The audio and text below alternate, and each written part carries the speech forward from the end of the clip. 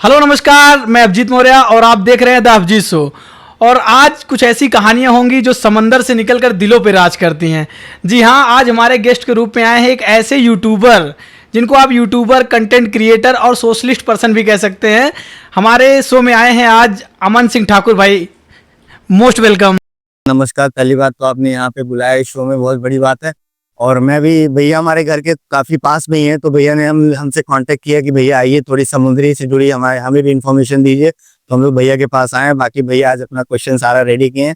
सबसे पहले तो दिल से धन्यवाद भैया कि आपने यहाँ पे बुलाया हमको। Thank you. Most welcome. So आइए, आज बहुत सारी बातें होंगी भैया के साथ में। तो सबसे पहले तो हम जानना चाहेंगे भैया, आप नेवी में कैसे ज्वाइन हुए हैं? देखिए भैया, नेवी जैसे क्या होता है ना, मेरे घर में कोई नेवी में था नहीं।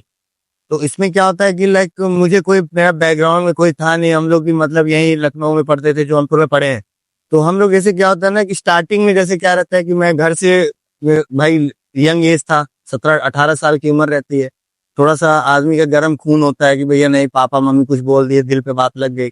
तो ऐसे स्टार्टिंग में मैं भी ऐसे दिल की बात, मतलब पापा पर डांट दिए, गाली दे दी है, तो हमको भी लगा कि नहीं नहीं, अब मतलब घर छोड़ के मैं घर से ये नहीं सोच के गया था कि मुझे मर्चेंट नेवी में जाना है। मुझे मर्चेंट नेवी का एम भी नहीं पता था, ये भी नहीं पता था कि शिप पानी में चलता है, शिप पे क्या आता है क्या जाता है।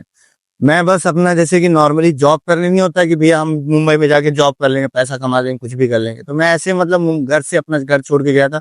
वहां पे मैं कमाता था मुंबई में। तो नॉर्मली मतलब वहां पे मैं ये अपना बार और में आइस क्यूब होता है जो अपना बार मतलब बियर में डाल सब पीते, तो मैं वहीं पे जॉब करता था। तो मतलब कि लाइक सुबह सुबह 7 से लेके शाम को 10-11 बजे तक मैं वहां पे बर्फ वर्फ ढोता था, 20-20, 25-25 किलो। वहां पे जैसे कि गोनी आती थी, वो लोग हम लोग उठा उठा के बार और में सप्लाई करते थे। तो वहां पे मतलब करता था, 4,500 5,000 रुपये महीने मुझे देते थे वो लोग। और वहां पे दिन भर में एक टाइम खाना खाते थे हम लोग, क्योंकि चौल में रहते थे तो उतना व्यवस्था था नहीं। तो वहां पे हम लोग नॉर्मली ऐसे रहते थे। उसके बाद फिर जब आते थे तो हम लोग जैसे कभी कभी क्या होता है ना, मैं बेलापुर साइड ही जॉब करता था। तो वहां पे अपना एक marine sector, like merchant navy का मेन गढ़ माना जाता है। वहां पे काफी सारे अभी तो इंस्टीट्यूट खुल गए हैं। उसके बाद आपको देखेंगे तो काफी सारे वहां पे एजेंट्स रहते हैं, काफी सारे मरीन कॉलेजेस हैं, वहां पे आपको ट्रेनिंग दिखाई जाती है। तो दुनिया वहां जो मर्चेंट नेवी की है वो बेलापुर मुंबई में माना जाता है कि वहीं पे सब कुछ मेन अभी वहीं है। अभी आप देखेंगे तो मैं भी मतलब शाम में भी 17.5 साल का था। तो मैं भी ऐसा अपना एरिया ऐसे क्रॉस कर रहा, तो मुझे शाम के टाइम होता है, लगभग 7:30 बजते हैं। तो मैं ऐसे मतलब बर्फ दे के निकल ही रहा था, मैंने देखा 3 बच्चे खड़े वहां पे। 3 बच्चे खड़े हैं। उसके बाद क्या होता है कि मैं उनसे पूछता हूँ कि भैया आप लोग क्या करते हैं। तो मतलब कि थोड़ा क्या रहता है उस टाइम, उतना अच्छा बैकग्राउंड, क्योंकि घर से भाग के निकला हूँ। तो भैया आप स्टार्टिंग समझ लीजिए, मतलब स्ट्रगल लाइफ वहीं से मेरी स्टार्ट होती। जिस दिन मैं घर छोड़ के निकलता हूँ उस दिन मुझे पता चलता था कि रियल में मुझे, क्योंकि मैं तो सोचा कि आज सुबह बैठा हूँ ट्रेन में, शाम को मुंबई आ जाएगा। दूसरे दिन भी नहीं आया, चालू डब्बे में सोते हुए गया। वो सब दिन पेपर बिछा के सोते हुए गया, वहां गया बोरी बिछा के सोना पड़ता था मुंबई में। वो सब दिन देखे हैं। उसके बाद सोचिए मैं जब उनके पास जाता हूँ तो उस समय, क्योंकि अभी क्या है ना कि भी आप खड़े हैं रोड पे, अचानक से कोई आदमी आपको जैसे फटा हुआ शर्ट पहन के, चड्डा पहन के, टूटा हुआ चप्पल पहन के पूछे भैया आप क्या करते हैं, आपको सोचोगे पागल ही है। वो भाई मुझे हटा दिए, बोले कि, मैं बोला भैया आप लोग क्या करते हैं, ड्रेस बहुत अच्छा लग रहा है।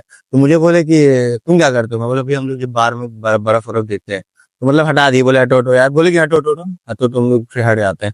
फिर मैं वहां पे एक सीसीडी होता है, कैफे कॉफी डे में, वहीं बैठता था। वहां पे मैं बैठता था क्योंकि क्या रहता था, मुझे भूख लगती थी। अब घर पे 3-4 टाइम खाने वाला इंसान, अब मुंबई में जाके आपको रात में 11:30 बजे एक टाइम खाना मिल रहा है। वो भी दिन भर में मैं क्या करता था, आइस क्यूब होता था मुंह में से डाल के चूसता रहता था। कभी कभी वो बार और में जाता था तो लड़कियां जो रहती थी वो 20-20 10-10 रुपए मुझे देती थी, तो मैं पार्ले जी बिस्कुट खाता था। तो मैं वहां पे मतलब कि सीसीडी बैठता था। वहां पे क्या रहता ना, कभी कभी बर्गर वर्गर लोग खाते थे, क्योंकि भूख नहीं कंट्रोल होती है इंसान से। आदमी 20-20 किलो लोड लेके, आप यहाँ घर पे अच्छे स्कूल में पढ़ा लिखा था, अगर आपको 20 किलो कोई बोरी दे दे, आपको बोले उठा के ले जाओ, तो आदमी को लगता है कि नहीं यार मैं गलत किया, लेकिन फिर भी मैं नहीं करता। तो हम लोग क्या करते थे, वहीं पे थोड़ा बहुत बर्गर, कोई कोल्ड जैसे कॉफी की बची रहती तो मैं वहां से उठा लेता था। फिर मैं स्टेशन के पास जाता था, बेलापुर स्टेशन के पास, क्योंकि वही मेरा एरिया था, तो मैं वहीं खाता था, क्योंकि भूख बहुत तेज लगती थी। उसके बाद फिर सोचिए, एक रूम, छोटे से रूम में हम लोग रुकते थे मुंबई में। उसमें भी क्या है कि वहां पे जैसे चौल टाइप में क्या था, बरसात में पूरा पानी गिरता रहता है, उसी रूम में 5 लोग सो रहे हैं और सब दारू पीने वाले, उनके बीच में मैं एक। लेकिन मैं उनके बीच में रह के एक कसम खा के मतलब उठा था कि मैं कभी जिंदगी में, क्योंकि उनकी लाइफ देख के मैं वहां से आया हूँ ना, तो मैंने कसम खाया था कभी मैं दारू नहीं टच करूंगा, चाहे जिंदगी में कहीं भी कुछ भी हो जाए। और मैं नहीं पीता हूँ। आज मैं ऐसा नहीं है, शिप में बहुत लोग पीने वाले रहते हैं, फॉरेनर्स रहते हैं, सब लोग पीते हैं। बट मैंने जो अपनी रियल लाइफ में देखा है, मैंने उसी दिन कसम खाया था कि जिंदगी में चाहे सब कुछ कर लूंगा, लेकिन कभी दारू को टच नहीं करूंगा। आज तक नहीं टच किया, 25-26 साल हो गया। फिर मैं वहां से उठता हूँ, जाता हूँ। फिर क्या होता है कि 4-5 दिन ऐसे नॉर्मली होते हैं, फिर मैं जाता हूँ दोबारा। मैं पूछता हूँ, मैं बोलता हूँ भैया आप लोग क्या करते हैं? 2 बंदे फिर मुझे मिल जाते हैं। तो वो हाफ चड्डा व्हाइट कलर का, हाफ टी शर्ट और ये सॉक्स पहने रहते हैं, ब्लैक शूज और कैप लगाए रहते हैं। तो मैं जाता हूँ, मैं बोलता हूँ भैया आप क्या करते हैं? तो बोले कि भैया हम लोग मतलब मर्चेंट नेवी में। तुमको भैया मर्चेंट नेवी क्या होता है? तो बोले कि भैया जहाज होती है। हमके कौन सी, हवाई जहाज? कहे नहीं, जो समुद्र में चलती है। हमके भाई समुद्र में कहाँ, मुंबई में चलती है क्या? बोले हैं कि नहीं, विदेश विदेश में चलती है। तो हमके कितना पैसा आप लोग कमाएंगे? तो मुझे बोले कि भैया हम लोग जैसे डॉलर पाते हैं। तो मतलब मेरे उधर मैंने ये सुना था कि डॉलर पाते हैं, लेकिन मुझे ये नहीं पता था कि मर्चेंट नेवी में पाते हैं। मुझे लगा जो अमेरिका में जाते हैं उन्हीं को डॉलर मिलता है। फिर मैं वहां से फिर नॉर्मली मैं पूछता, मैं बोलता भैया इसको पढ़ाई करने के लिए क्या करना पड़ता है? तो उन्होंने बताया कि भैया ऐसा सब प्रोसेस होता है। तो मैं बोला भैया कहाँ इसका कॉलेज है? मुझे बोले एक काम करो, वो जो है आप थोड़ी दूर पे है, 500 मीटर पे, आप जाइए वहां पे। फिर मैं वहां से ऐसे नॉर्मली मुड़ के उठता हूँ, फिर मैं वहां पे जाता हूँ। तो गेटमैन जो होता है, वॉचमैन, वो रोक लेता है मतलब कि भैया आप हट गए, मतलब इधर आइए। क्योंकि भैया जैसे देखिए मर्चेंट नेवी कॉलेज में सबको पता है कि भाई स्टैंडर्ड लोग ही आते हैं वहां पे। भाई सब नॉर्मल बंदा भी कोर्स करने जाएगा, उसकी फैमिली बैकग्राउंड स्ट्रांग ही रहेगा, क्योंकि वहां पे पैसा अच्छा खासा लगता है कोर्स करने में। और जो आते हैं कोर्स करने, रिन्यू करने के लिए, क्योंकि कोर्स हर 5 साल में एक्सपायर हो जाता है। तो किसी की सैलरी भी अच्छी सैलरी रहती है सबकी, अच्छे खासे डॉलर्स में सबकी सैलरी रहती है। इंडियन करेंसी में चेंज होने के बाद अच्छी सैलरी होती है। तो सब स्टैंडर्ड बन के आते हैं। अगर आप भाई अब टूटा हुआ चप्पल पहन के, लोअर पहन के जाओगे, तो उनका बाल और कुछ है, दाढ़ी वाड़ी कुछ टेढ़ा हो रहा है, तो वापस वो वॉचमैन बोलता है कि मैं बोले कहाँ जा रहा हूँ? मैं बोला सर वो एडमिशन लेने के लिए जा रहा हूँ। तो बोले ऐसे नहीं, अलाउ नहीं करेंगे आपको मैम, चप्पल पहन के अलाउ नहीं होता। फिर मैं वापस आता हूँ वहां से। फिर मैं जिंदगी का काम करता था। तो मैं उनके पास जाता हूँ, मैं बोलता हूँ भैया मुझे आपसे पैसे चाहिए रहते। तो बोले कि कितना? बोले भैया ज्यादा नहीं, 700 रुपये दे देंगे, क्योंकि 10-15 दिन हुए थे उधर उधर गए।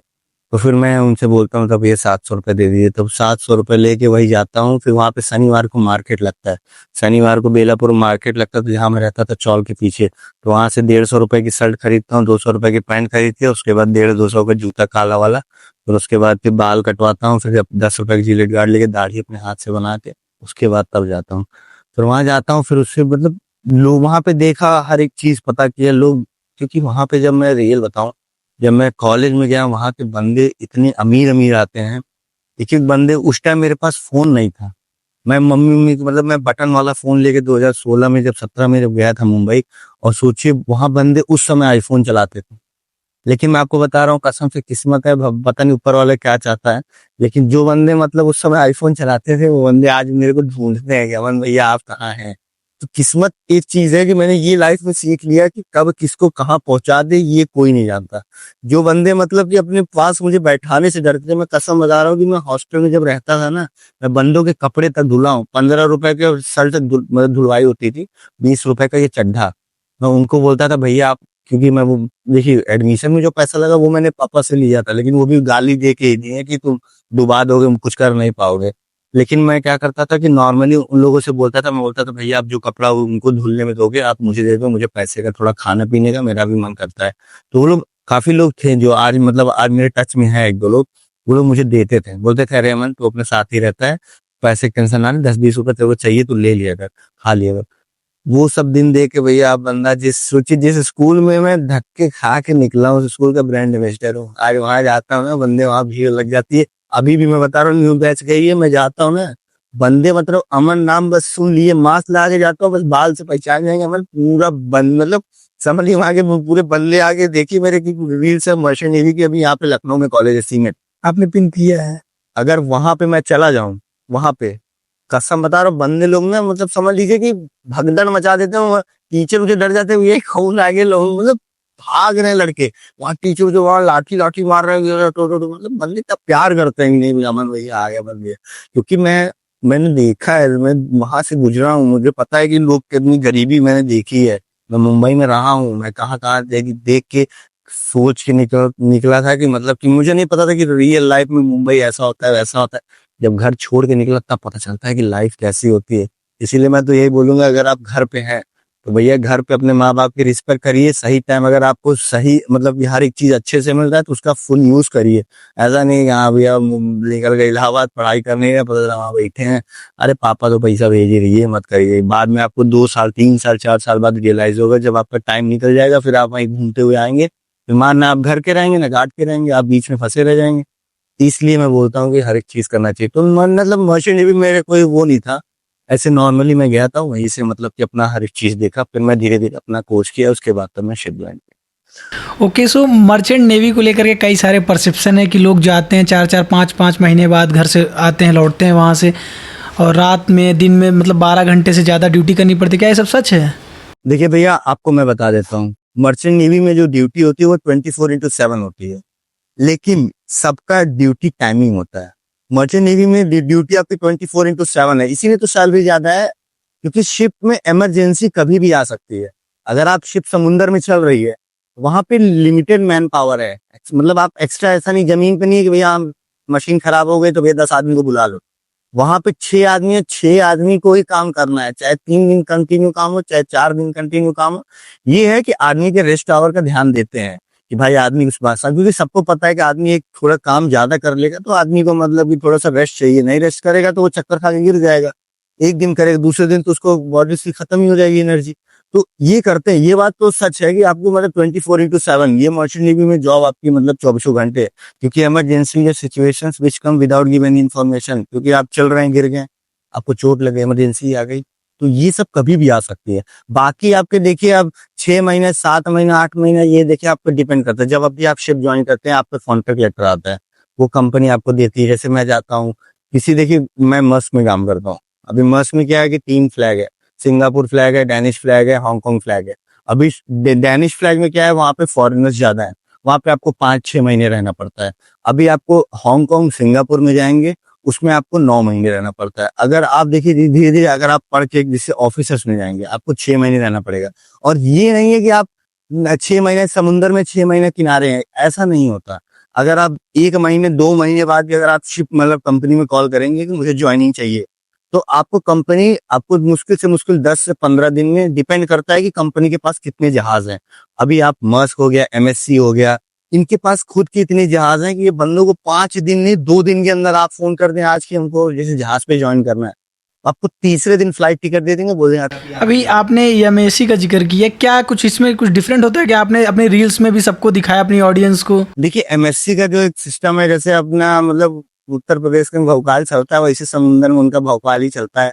अब देखिए एमएससी मतलब हालांकि दुनिया की नंबर 1 कंपनी, पहले मेरी मस्त थी, अभी दुनिया की नंबर 1 कंपनी एमएससी बन गई। उनके पास खुद के 976 जहाज हैं, मतलब 976 शिप है। उसके बाद सोचिए आप, दुनिया के सबसे ज्यादा कंटेनर एमएससी के पास है। किस कंट्री की है ये? ये मेरे ख्याल से इटली की है। अब ये दो भाई लोग रहते हैं वही चलाते हैं, उनका पूरा मतलब एक हिस्ट्री है। बट ये है कि माफिया मतलब मेडिटेरेनियन शिपिंग कंपनी इसका एमएससी का नाम है, लेकिन मतलब समुद्री में जो जहाज वाले लोग हैं माफिया ही बोलते हैं, क्योंकि उनका सिस्टम हर जगह बहुत टाइट है। मतलब कोई जहाज खड़ा हो, अगर उनके जहाज आ जाए, उनकी जहाज पहले एंट्री होगी, बाकी लोग को वेटिंग में डाल देंगे। ये उनका देखिए रियल जो कहा जाता है कि उन लोगों का मतलब होता नहीं एक दबदबा रहता है, वो दबदबा समुद्र में माफिया लोग का तो रहता ही है, तो वो सिस्टम उनका टाइट है। तो भैया हाँ पता लगा 4 जहाज भले वेटिंग में है, अगर उनके जहाज लेट ही आएगी लेकिन वो चारों को साइड करके पहले उनकी जहाज पर एंट्री देंगे, इसीलिए हम लोग बोलते हैं। बाकी आप देखिए दुनिया का सबसे बड़ा जहाज एमएससी इरिना 24,600 कुछ कंटेनर लोड करता है, एमएससी इरिना। सोचिए 24,000 कंटेनर, अगर आप 500 कंटेनर रख देंगे ना तो पूरा यहाँ बिल्डिंग तो मतलब तोपा जाए, मतलब घेर लेगा इतना। और सोचिए 24,000 कंटेनर लोड करके समुद्र में चलता है, सोचिए कितना माल एक्सपोर्ट इंपोर्ट हो रहा है। अभी मेरे ख्याल से लास्ट ईयर मेरे ख्याल से 96 लाख करोड़ रुपए, 96,000 लाख करोड़ रुपए इसका खाली बस एक्सपोर्ट इंपोर्ट हो रहा है। गवर्नमेंट को फायदा भी तो होता है, तभी तो हमारा देखिए सैलरी टैक्स भी लेता है, एनआरई लोग का टैक्स नहीं लगता किसी का, क्योंकि हम लोग डॉलर देखिए दूसरे देश से ला रहे हैं, तो हमारे देश की इकोनॉमी स्ट्रांग भी तो हो रही है, इसी सब के लिए होता है।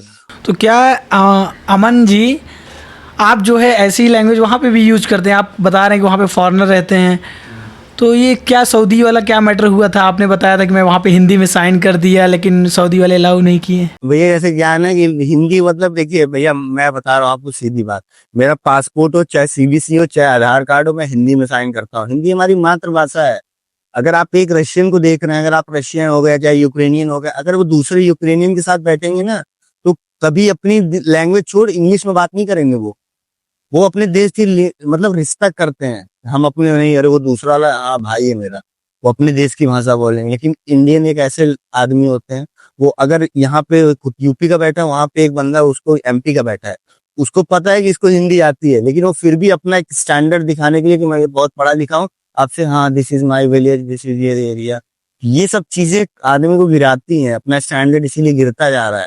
अपनी मातृभाषा कभी हमको नहीं भूलनी चाहिए, चाहे आप कहीं से कुछ भी अधिकारी बन जाओ, चाहे कुछ बन जाओ। अपने देखिए अभी आप मतलब ये सोचिए, मैं देखता हूँ अमेरिका में जाइए तो वहां पे इंग्लिश इंग्लिश चलता है, रशियन में जाइए उनकी अलग लैंग्वेज है, अरबिक में जाइए आप, अरबिक में आप ये बताइए, आप दुबई जाइए, सऊदी जाइए, कोई देश में जाइए, आपको देखिए कभी वो लोग अरबिक छोड़ आपको इंग्लिश में बात करते हुए नहीं मिलेंगे। लेकिन एक इंडियन ऐसा है ना कि अगर आप यहाँ से चल के बड़े आप यूपी में ही बात कर रहे हैं, कहीं भी आप जाएंगे ना, आपको दूसरा नीचा दिखाने की आपको खाली बस इंग्लिश बोलेगा, खाली बस उसको ये लगेगा अरे यार तुम तो सीबीएसई आईसीएसई से पढ़े हो, तो यूपी से पढ़ा तो कुछ नहीं। लेकिन ये पता है हम लोग अपने अपने देश के मतलब समझ ली गद्दारीपन कर रहे हैं। अगर हमारा जो मातृभाषा है, हम लोग पैदा होते हैं मदर नहीं बोलते, माँ ही बोलते हैं, पापा नहीं, फादर नहीं, पापा ही बोलते हैं। तो मैं इसीलिए अपना पासपोर्ट और सीडीसी पे साइन करता हूँ हिंदी में। तो हालांकि जैसे कई दोस्त मतलब देश में गया हूँ, रोकते हैं, why you are not sign in Hindi. America America America में क्या होता है, वहाँ पे यूएस वीजा होता चाहिए, मेरा यूएस वीजा अभी तक नहीं लग पाया।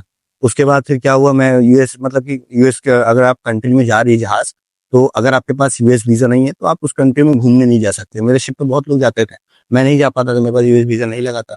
और सबसे बड़ी बात बता दूं, देखो मुझे कई बार मुझसे वो लोग पूछे कि कोर्स जो आते हैं इंस्पेक्शन करने के लिए, वो सब ऑफिसर लोग, वो पूछते हैं भाई ये साइनिंग हिंदी में, बोला ma'am it's my country language, what's your problem, I will sign, no problem for me, no issue, maybe you don't get visa, okay no problem, I don't want, I will go another country, no issue। तो ये सब चीज है भैया। अब कल को मुझे कोई बोलेगा कि नहीं भैया तुमको पैसे दे रहे हो, तुम अरबी बोलने लग गया, थोड़ी बोलूंगा। अपने देश की मातृभाषा उसको थोड़ी छोड़ दूंगा। अब जो जो अपना कर्म है, जो अपना धर्म है, उसको थोड़ी बोलूंगा, चाहे कुछ भी हो जाए। इसीलिए भैया हमको कोई सऊदी नहीं, चाहे मुझे लंदन में रोक लेंगे, लंदन छोड़ के हम घर पे खेती कर लेंगे। अब कल को कोई बोलेगा भैया, अरबिक लोग जब अरब अरब अपनी लैंग्वेज बोल रहे हैं, रशियन अपनी लैंग्वेज बोल रहा है, तुर्किश अपनी लैंग्वेज बोल रहे हैं, स्पेन लोग स्पेनिश बोल रहे हैं, सब लोग अपनी लैंग्वेज बोल, तो हम कहें भैया दूसरे को स्टैंडर्ड दिखाने की लैंग्वेज ही बोले, नहीं भैया मैं कम ही पढ़ा लिखा हूँ, जो जैसा हूँ ठीक है। अमन भाई, अभी इंडिया और पाकिस्तान का युद्ध चल रहा था, आपने मैंने देखा कि आपने बहुत बेहतरीन वीडियो भी बनाया था। तो इस पे आप क्या कहना चाहेंगे, इंडिया और पाकिस्तान के बीच जो युद्ध परस्पर होते रहते हैं? देखिए भैया वो मतलब अपना देखिए वो तो होता रहता है कोई भी कंट्री में। अभी देखिए काफी इजराइल का भी चल रहा है, ईरान का भी चल रहा है, उसके बाद यूएस लोग भी एक्टिव हो गए, ये सब चीज अलग है। लेकिन देखिए अब हम लोग देखिए अब कल को मतलब कि ऐसा नहीं, देखिए मर्चेंट नेवी में देखिए आप पहली बात तो आप नेशनैलिटी के खिलाफ और रिलीजन के खिलाफ नहीं बोल सकते, क्योंकि सबसे बड़ी बात है हमारी शिप पे पाकिस्तानी भी लोग भी रहते हैं। मेरी मस्त कंपनी में पाकिस्तानी भी रहते हैं, यूक्रेनियन भी रहते हैं, रशियन भी रहते हैं, उसके बाद चाइनीज भी रहते हैं, अरबिक भी रहते हैं। मतलब आपको वहां पे मल्टी नेशनैलिटी लोग रहते हैं हमारी कंपनी में। और देखिए यहाँ पे अब कल को मेरे को देखिए मैं इंडियन हूँ, अब कल को मेरे को मान लीजिए कोई कैप्टन नहीं मिल गया पाकिस्तानी, अगर कल को हमारे देश के खिलाफ बोलेगा तो मैं तो बोलूंगा ही भैया हमको नौकरी नहीं प्यारी, अपने देश की मतलब मेरे लिए भारत माता से जरूरी ये नहीं है। कल को मेरे को कोई बोल देगा भैया हाँ तुम पैसा ले लो, बोल दो कि हाँ पाकिस्तान जिंदाबाद, थोड़ी बोलेंगे। अपने देश से बड़ा मेरे लिए कुछ नहीं है, चाहे उसके लिए मुझे नौकरी फोकरी, मुझे तो आज भी नहीं डर है कि नौकरी चली गई कुछ नहीं होगा, मैं अपना धंधा बिजनेस कर लूंगा। लेकिन एक चीज है, अपने देश से कभी अपने देश के लिए वो नहीं सुन सकता, मैं चाहे कहीं भी रहता हूँ अपने देश के लिए मैं हमेशा मतलब कि मैं इतना जानता हूँ कि जब मैं क्योंकि सामने वाले से मैंने सीखा है।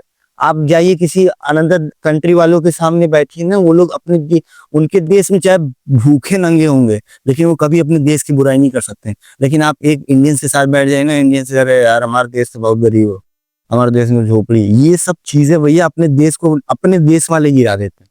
अभी अपने देश वाले किसी फॉरेनर के साथ बैठ गए और India is like too much है प्रॉब्लम, ये सब बोलने लगते हैं। लेकिन बाहरी लोग कभी अपने देश की बुराई नहीं करते, वो लोग हमेशा बोले no no no our country improving improving improving, मतलब हमारा देश सुधर रहा है, वो ये बोले हमारे यहाँ हमारा देश बिगड़ी। ये सब चीजें बहुत मैटर करती हैं भैया। और बाकी ठीक है, पाकिस्तान है, बाकी हमारा हिंदुस्तान जिंदाबाद है, हमेशा रहेगा।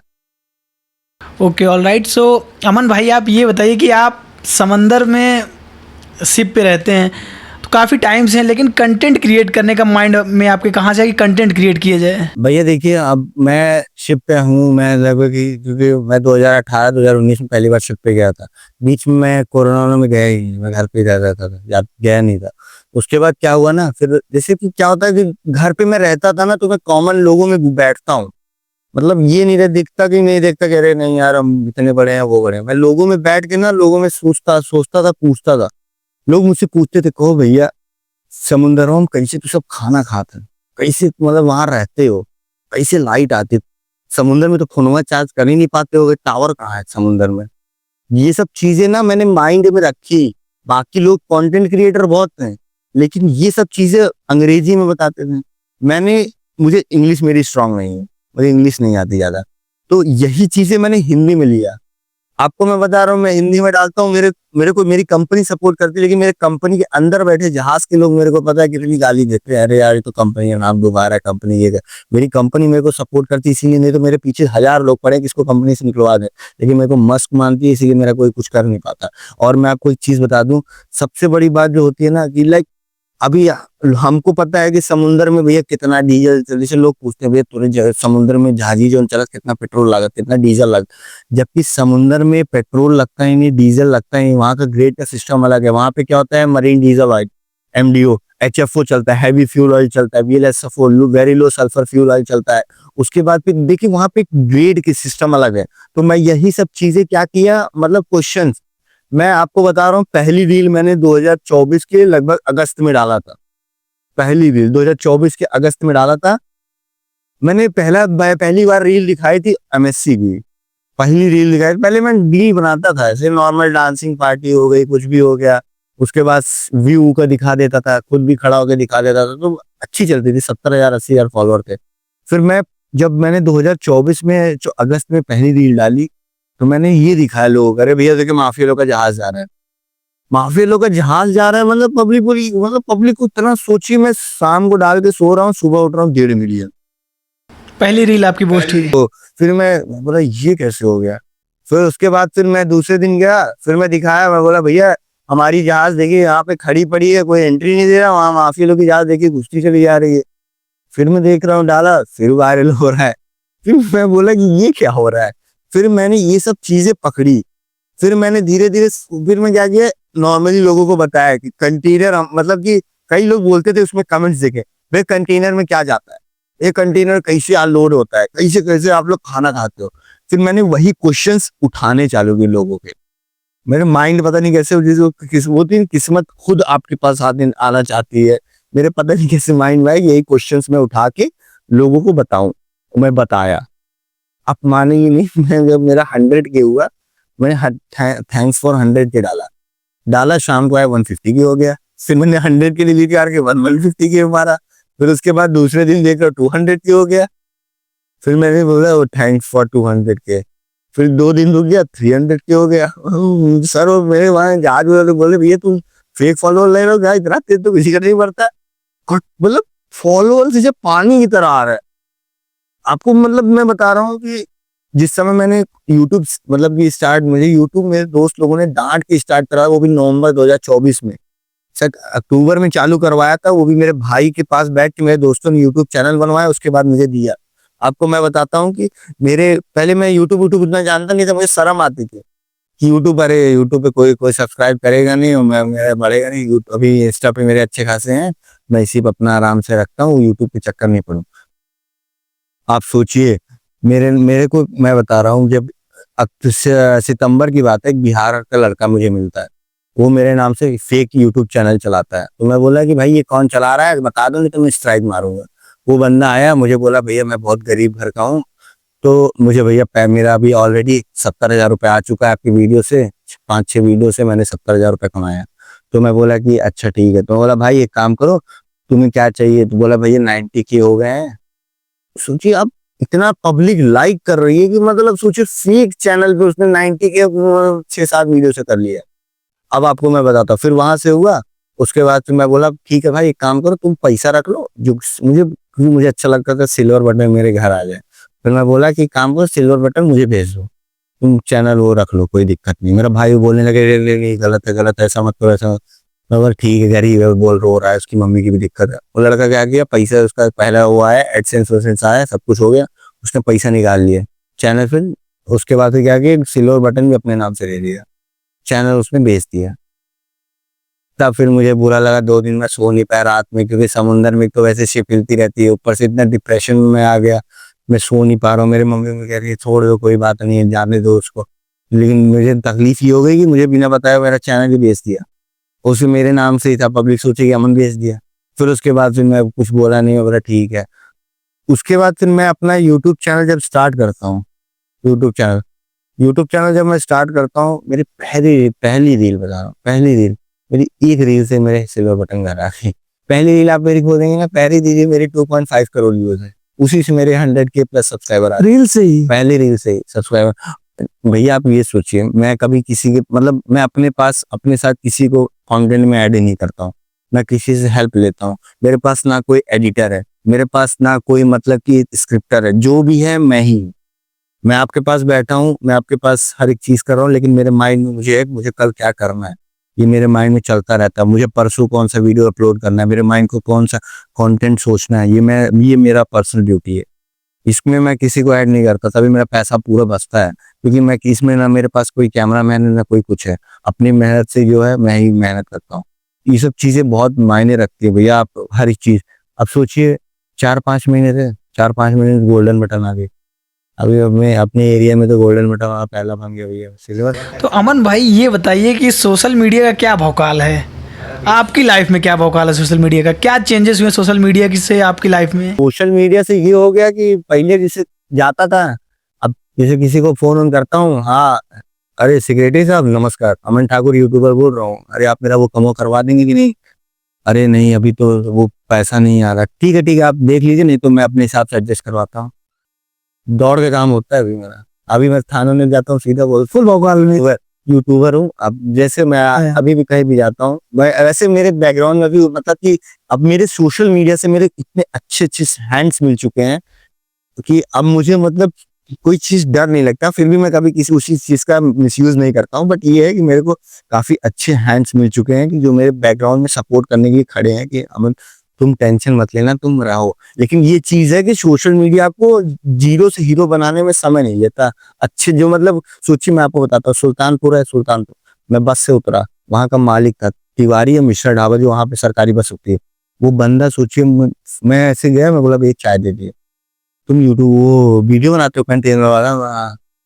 अरे ठीक है बैठो। मैं बोला भैया लेकिन मैं चाय नहीं पीऊंगा, पीऊंगा तो पैसा लूँ, पैसा आपको दूंगा। तुम बैठो, तुम पियो पकड़ा, मैं तुमको बोल रहा हूँ मुझे कोई तकलीफ नहीं, तुम बैठो क्या खाओगे? और मैं बोला भैया मुझे थोड़ा सा एक काम करिए, बंद मक्खन दे दीजिए, चाय पी लूंगा बस, पैसा नहीं लिया मुझे। उसके बाद मुझे मैं मतलब वो उठ के आए, तो मैं बोला भैया आप कौन? बोले ये जो रेस्टोरेंट है मेरा ही है। तो मैं बोले वो मेरा स्कूल है थोड़ी दूर, तो दिखाया, बोले वहां पे स्कूल है।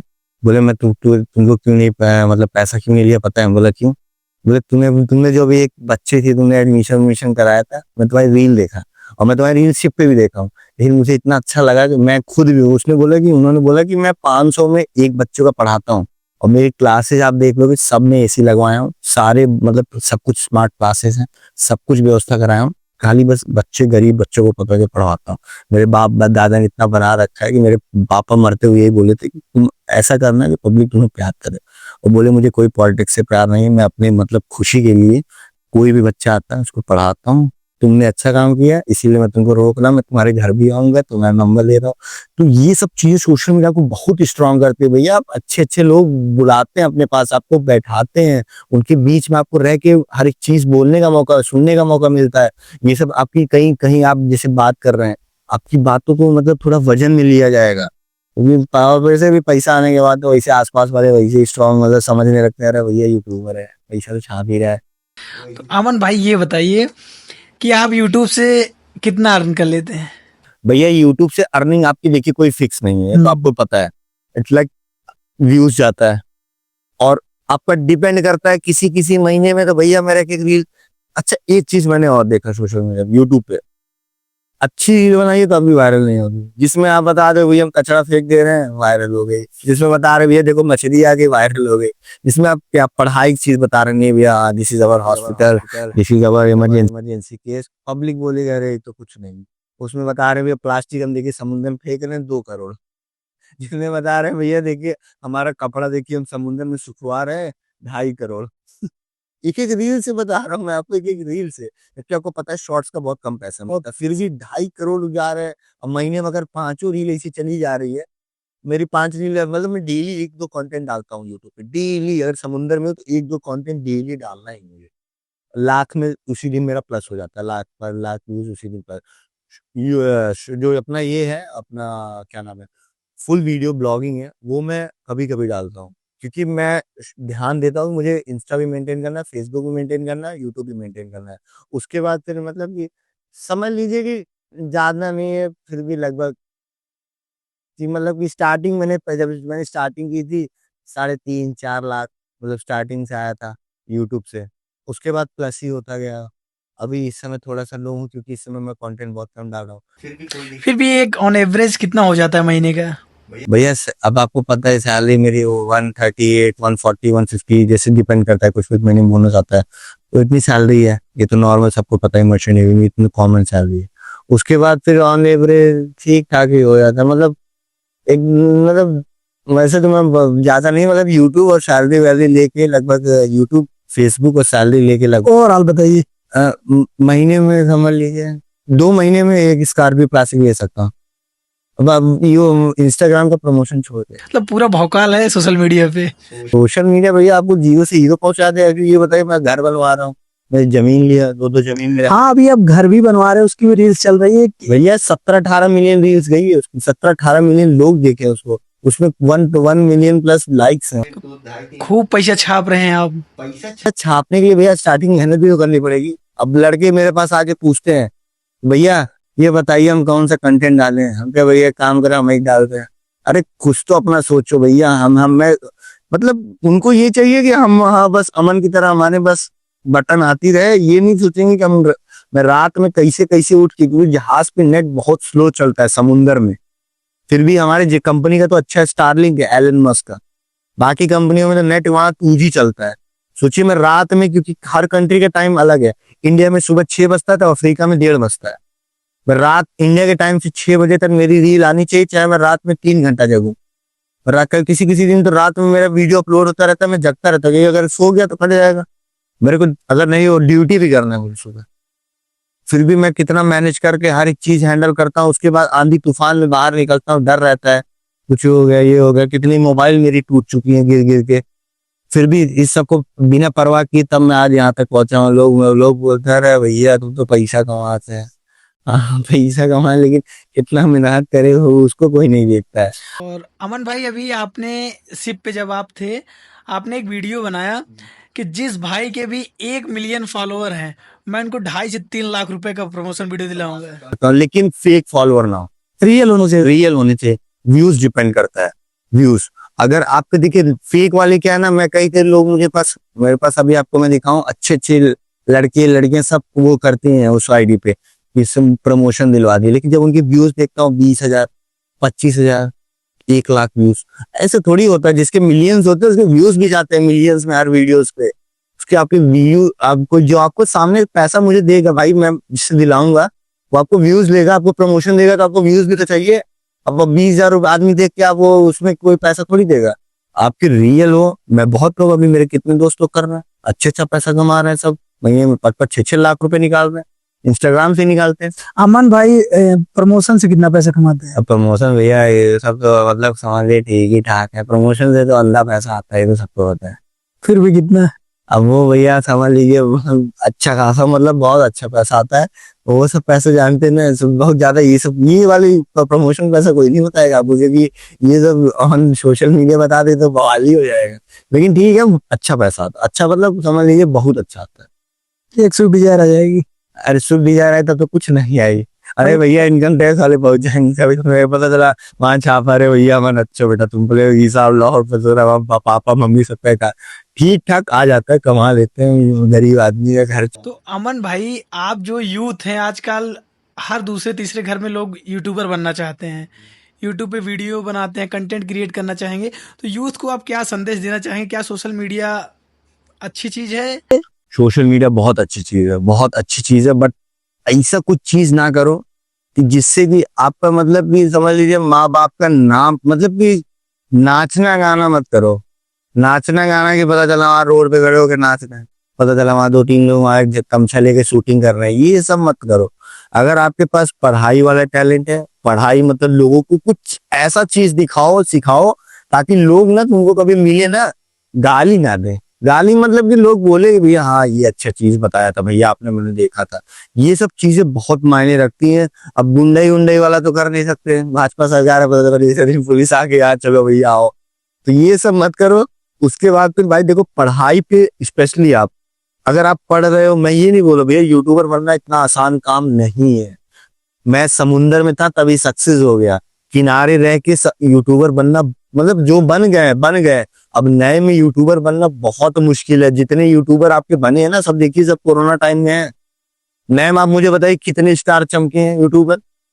अमन भाई, भैया मेरा समुंदर में था, मेरे लाइव में कोई था ही नहीं। मुझे सोचिए डॉली चाय वाला तक मैसेज किया था, भैया आपकी वीडियो मैं बहुत पसंद करता हूँ हिंदी में। हम बोले, ये कौन आ गया? हमके फेक आईडी का, अरे 4.5 मिलियन। तब डॉली भाई ये सब ठीक है, तब ठीक है। हम कहते थैंक्स डॉली भाई। तो सोचिए वो बंदा लाइक कर रहा है, बंदे कहाँ कहाँ IAS IPS UPS वहां सोचिए अब देख रहे हैं वीडियो।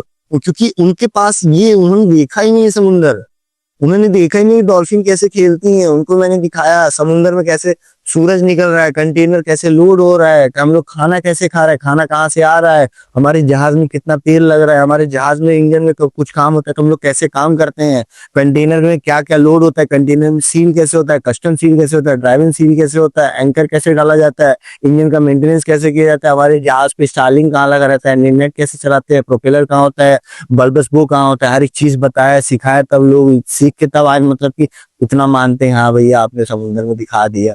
तो ये सब चीजें भैया बहुत एक्सपोर्ट इम्पोर्ट देखिए, मतलब कि ऐसा नहीं है अच्छे लोग पढ़े लिखे हैं भैया उनको पता है, बट बहुत लोग जैसे मेरी तरह जो अनपढ़ है जो जमीन पे है वो उनको थोड़ी पता है कि एक्सपोर्ट इम्पोर्ट क्या हो रहा है, कंटेनर क्या हो रहा है। उनको कम से कम मोबाइल की तरह आज पता तो है कि भैया हाँ जहाज से माल एक्सपोर्ट इम्पोर्ट होता है, बल्क कैरियर क्या होता है जिसमें गेहूं चावल लोड करते हैं, टैंकर मतलब तेल वाला जहाज, LNG शिप होता है, LPG शिप होता है, रोरो शिप होता है, मतलब कि हर टाइप के शिप होते हैं। सबको दिखाता हूँ, सबको बताता हूँ, देखिए हमारे बगल से बल्क कैरियर जा रहा है, ये गेहूं चावल लोड करता है, रोरो जा रहा है इसमें कार लोड होती है। तो ये सब लोगों को जनरल गांव वाले लोगों को पता चलते हैं, इसलिए करते हैं भैया।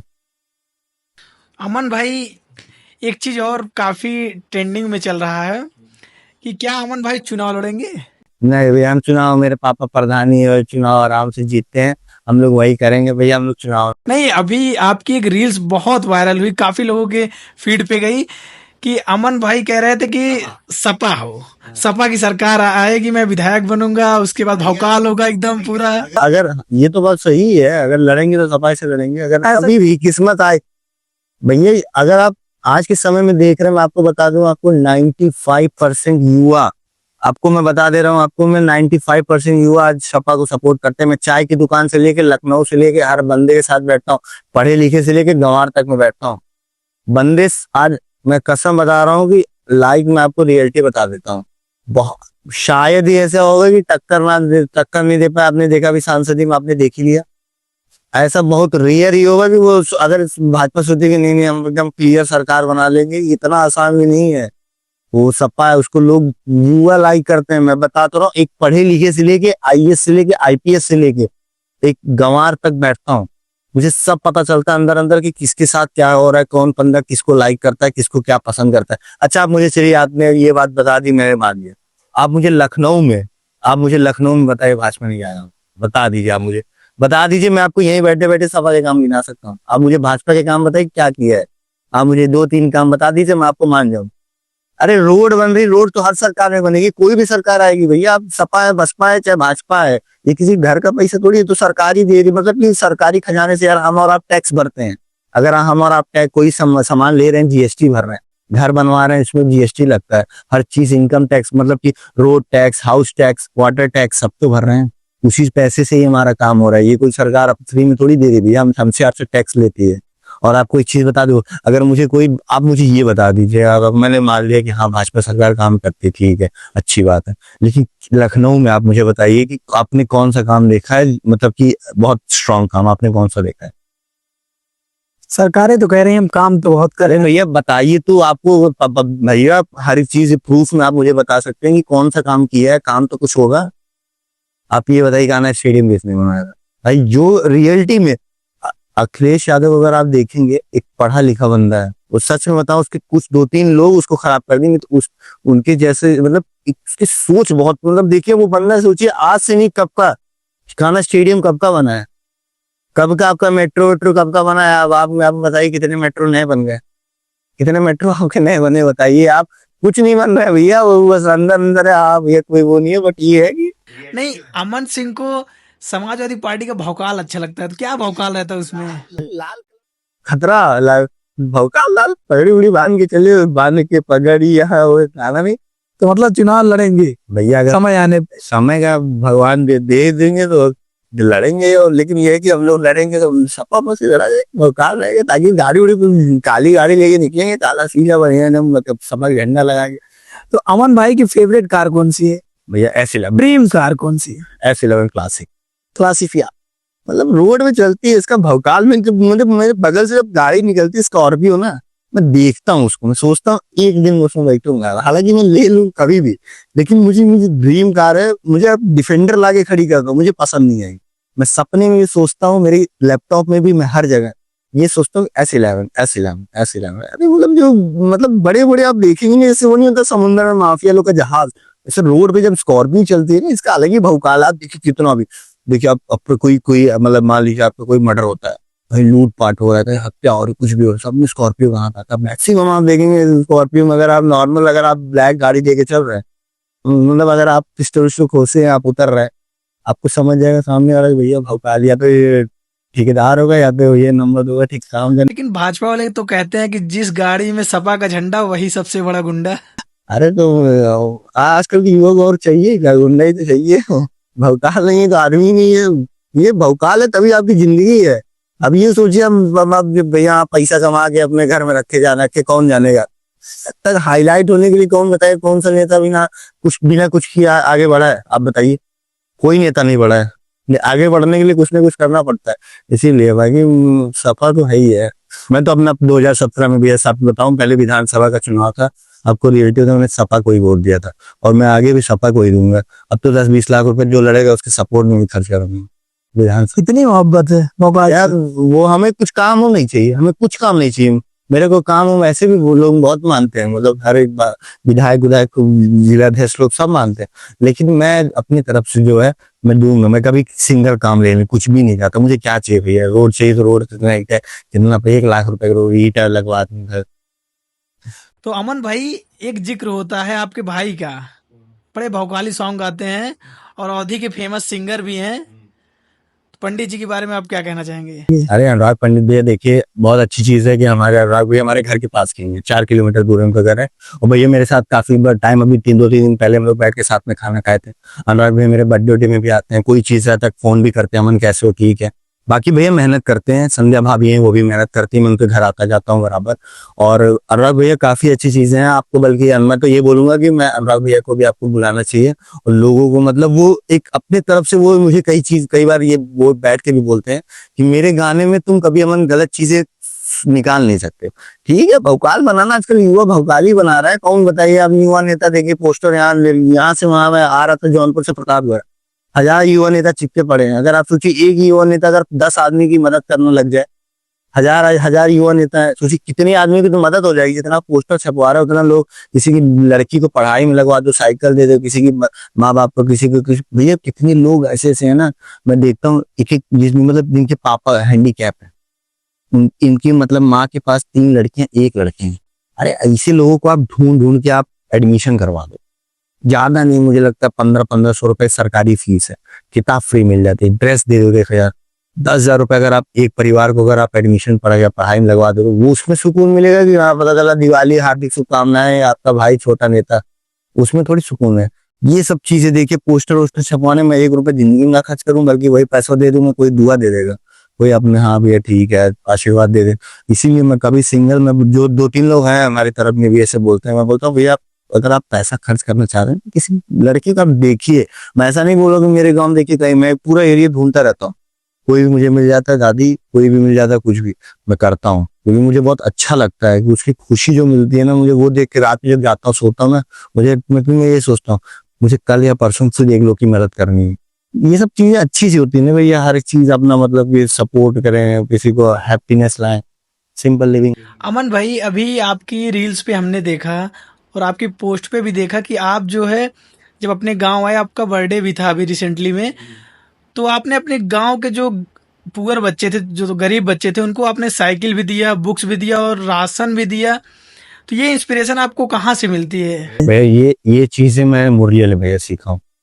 मैंने मुरली वाले भैया को मैं बहुत मानता हूँ। उन्होंने मतलब कि मैं आपको बताता हूँ, मैं मुरली वाले भैया से मेरी दोस्ती कब हुई थी। मैं मैंने जब मैं लास्ट शिप से आया था, जनवरी के समय था, तो अभी मेरे यहाँ एक विकलांग आदमी है, उसके मतलब हाथ में है, आंखों में भी बहुत कम दिखता है, और उसकी वाइफ भी मतलब कि समझ लीजिए बहुत बीमार रहती है, बहुत पागल टाइप में थोड़ा, उसका एक बच्चा है।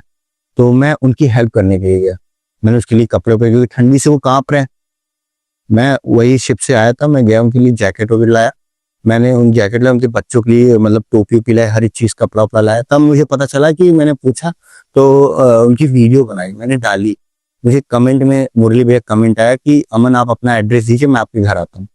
मैंने मतलब पर्सन उनको मैसेज किया, उन्होंने मुरली वाले भैया 60 65 लोग को फॉलो करते हैं, जबकि 3.5 उसमें से एक मुझे फॉलो करते हैं वो मुरली वाले भैया। और मुझे इतना मानते हैं कि अगर मैं एक बार बोल दूं भैया मेरा ये प्रोग्राम है, तुरंत मतलब वो ये नहीं सोचते कुछ भी रहे, वो तुरंत बोलते ठीक है मैं कहीं भी रहूंगा। हाँ, अभी हमने देखा कि मुरली वाले भैया जा रहे थे प्रेमानंद जी महाराज के पास, नहीं गए आपके जन्मदिन। बर्थडे मुझे बोले कि उन्होंने वो प्रेमानंद जी महाराज के पास कॉल किए थे, जबकि मैं उसी दिन शिप से आया था उनके पास, सीधा मैं गया था वहाँ, उनकी आवाज पे गया, उनसे मिला, मुझे बोले अमन प्रेमानंद जी महाराज बुलाए जाना है। तो मैं बोला मैं भैया मेरा बर्थडे है। बोले कब है? मैं बोला परसों। वो नहीं गए, मुझे बोले कि अमन नहीं जाऊंगा, मैं तुम्हारा बर्थडे मतलब आऊंगा, उनसे मिलूंगा। ये सब चीजें मैंने उनसे सीखी है कि सच में मदद करने से वो आज अच्छी एक चीज बता दूं आपको, आप सोशल मीडिया पे कंटेंट डालते रहिए, आपको लोग पसंद नहीं करेंगे। जब आप लोगों की मदद करना चालू करो, आपको लोग बहुत पसंद करते हैं। ये सब चीजें बहुत मैटर करती हैं। आप किसी की मतलब, मैं ये चीजें देखा हूँ, मुरली वाले भैया से भी सीखा है। उसके बाद काफी लोग ऐसे भी होते हैं सोशल मीडिया पे, एक दूसरे की हेल्प करते रहते हैं। अब ये नहीं है कि हाँ ईयरफोन बांट रहे हैं, वहाँ जे कम्युनिकेशन कर लो, ये ईयरफोन ले लो 50 रुपए वाला, ये नहीं करते। बाकी किसी पढ़ाई वढ़ाई कुछ रहता है तो हम लोग करते हैं ऐसा। तो अमन भाई आपका आगे का प्लान क्या है? आगे का भी अभी लाइक 2 3 4 साल नौकरी करूंगा, 3 4 साल, तो उसके बाद फिर अपना देखिए चाट वोट या तो जूता चप्पल कंपनी खोलूंगा। जी मैं घर आपको बन के कब तैयार हो? घर 4 5 महीने में मुश्किल से 4 5? टाइट मतलब सब कुछ हो गया, अब दीवार उठना चालू है। दीवार 1 तल्ला बनवाऊंगा भैया, क्योंकि 10 तल्ला बना कोई फायदा है नहीं, रहना किसी को है। मैं लखनऊ में रहूंगा, लखनऊ में घर ले रहा हूँ, अभी जल्दी ढूंढ रहा हूँ, कोई मिल गया बढ़िया ले लूंगा। उसके बाद तो यहाँ पे कौन है जो मतलब पुराना घर में बड़ा है, ये नया वाला बनवा रहा हूँ, ये भी एक शौक के लिए बनवा रहा हूँ बस। हाँ जैसे कि उसमें क्या रहेगा, दीवार वाल पे यूट्यूब पर सब वो साइन छपा अच्छा लगे, बस शौक के लिए। अमन भाई आपकी फेवरेट हीरोइन कौन है बॉलीवुड में? वह मेरी फेवरेट हीरोइन, मैं किसी को फॉलो नहीं करता। नहीं, कोई अच्छी तो लगती होंगी। मैं वो आपको रियलिटी बताता हूँ, मुझे कोई हीरो हीरोइन किसी को पसंद नहीं करता हूँ। हीरो में पसंद करता हूँ, वही सिंगर में पसंद करता हूँ, जैसे करण औजला हो गया, सिद्धू मूसेवाला हो गया, क्योंकि पंजाबी सिंगर आपको पसंद है? बस इनके गाने सुनता हूँ, क्योंकि इनके गानों से आपको मोटिवेशन मिलेगा। इनके गाने आपकी इनकी हिस्ट्री पढ़िए आप, करण और औजला कहाँ से कहाँ तक गए बंदे, मतलब सोचिए माइक पकड़ के दूसरों का गाना गाते थे, छीनते थे माइक, भी हमको गाना गाने का मौका दीजिए।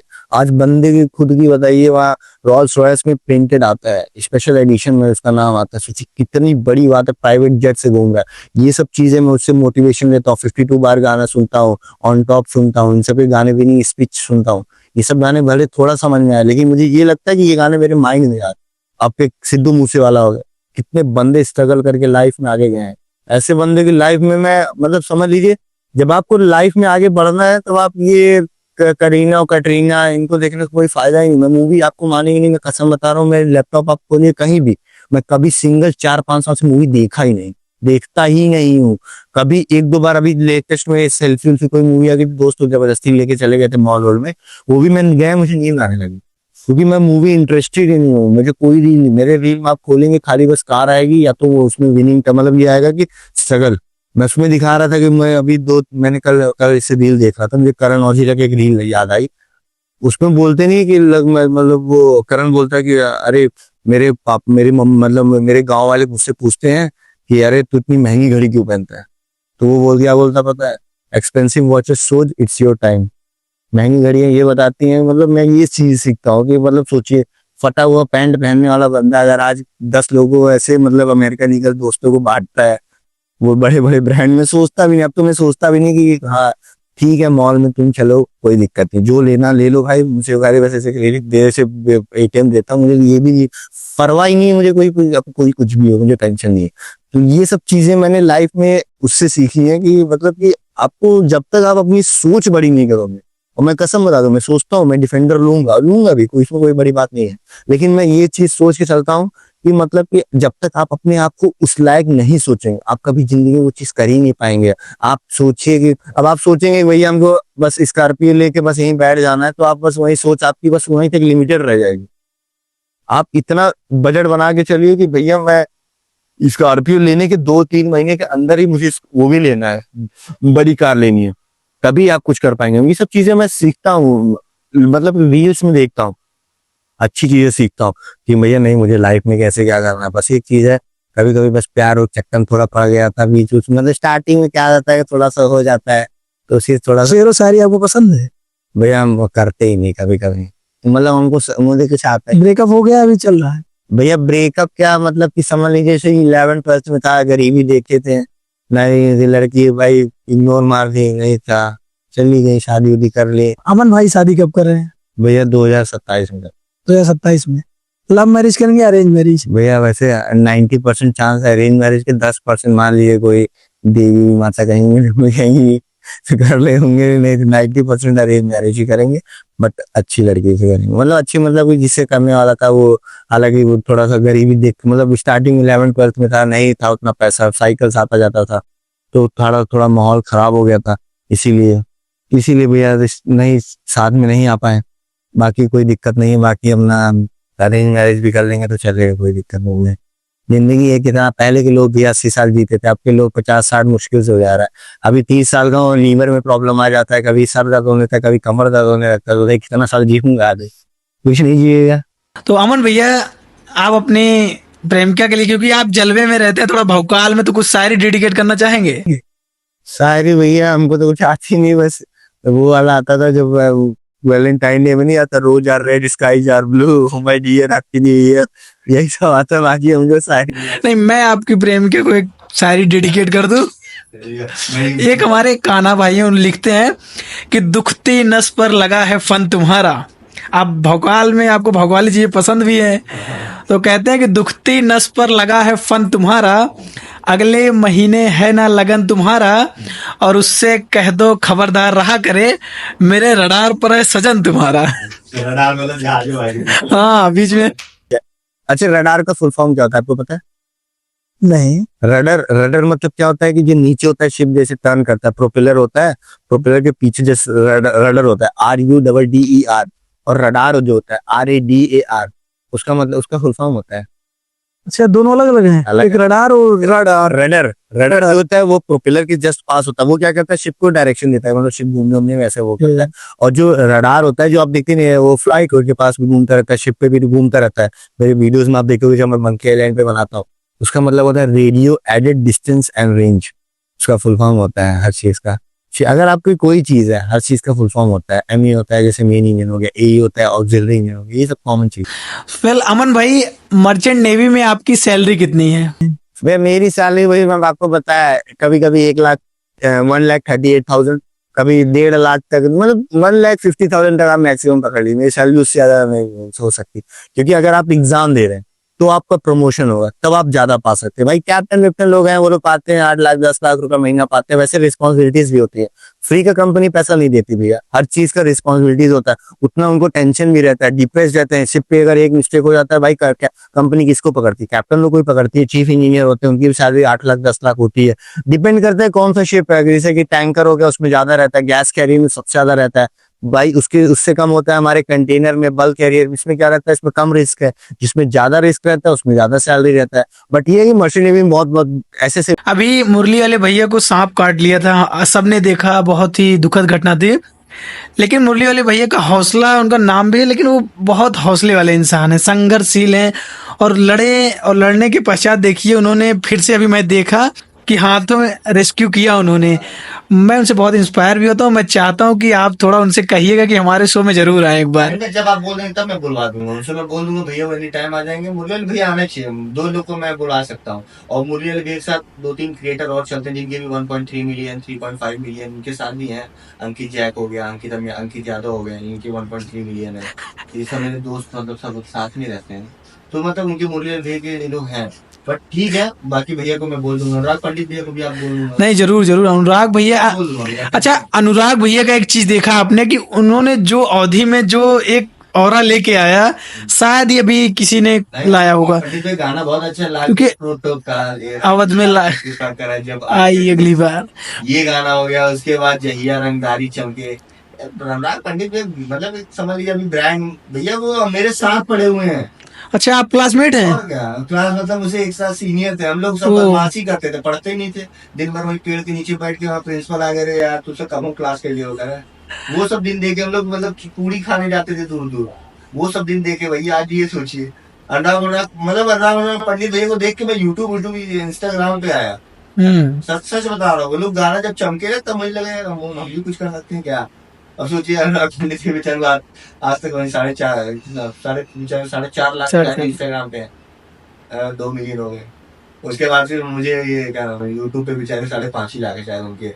आपके यूट्यूब पे कितने सब्सक्राइबर हैं? 11,65,000। यूट्यूब पे पैसा कितने सब्सक्राइबर पे आने लगता है? भैया पैसा नहीं, आपका वॉच टाइम होता है शायद 5,000 आवर वॉच टाइम आपका कंप्लीट होगा। और मिनिमम शायद 3,000 सब्सक्राइबर आपके प्लस रहेंगे तो आपको मतलब कि तब आपका एडसेंस आता है, तब आपका चैनल मोनेटाइज होता है। बाकी ठीक है। बाकी ये है कि अगर आप मतलब घर पे है आप ठीक है। अब इससे पहले क्या था भैया, अगर कुछ नहीं करता तो जॉब जो सैलरी आती थी वही है। अभी मेरे इतनी एक्स्ट्रा इनकम है कि मेरा मन करता है नौकरी ना करो। लेकिन फिर सोचता हूँ अगर नहीं करूंगा तो फिर मैं लोगों को दिखाऊंगा क्या समुद्र की चीज। समुद्र में अभी मैं बहुत सारी चीजें नहीं दिखाया हूँ। अभी मैं इस बार बड़ी जहाजों पे जाऊंगा, वहां पे दिखाऊंगा कि जब 20,000 कंटेनर लोड होता है तो जहाज कैसा दिखता है।